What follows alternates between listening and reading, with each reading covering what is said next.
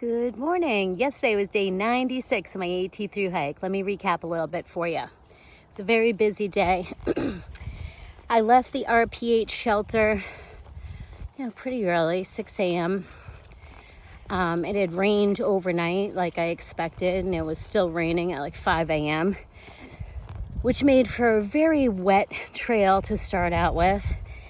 That section that I had to go through first was very overgrown with a lot of bushes and, blackberry brambles and everything. And it's like a car wash. That's what we call it out here. When you're walking through all this wet brush, it just soaks you immediately. I was glad I wore my raincoat. Do the car wash. Anyway, the wetness also made it a little slow going, at least for the first part. Some rocks and stuff. Just had to take your time. Watch your feet, trust your shoes. I was glad I had on my new shoes.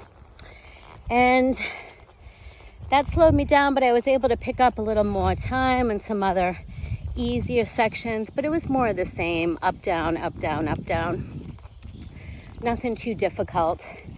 I was highly motivated to move as fast as possible because I was planning on going into Pawling, New York for a night off trail, mostly to get to a CVS that they have in town right near the Station Inn where I booked a room. Station Inn's nice. It's kind of like a keyless entry, no front desk. You reserve a room online. They send you a code for the door that morning, and you're pretty much, that's it. It was just the queen size room was just a bed and a TV and a shower, little end tables, one chair, very small room. But it was nice, very nice and comfy and clean, modern looking, Downfall staying there is it is right by the train tracks, and that train goes through Pawling.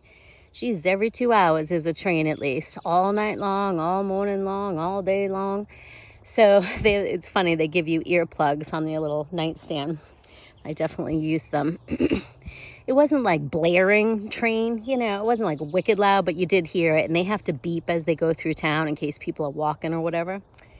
So yeah, I needed to get to a CVS, and I knew it was right near there. I needed like pain meds and, stuff I can only get at CVS. I can't get at these little small town grocery stores like toenail clippers and stuff. But I'm going to end up having to go into Kent 2 days later anyway for more resupply. Happy trails.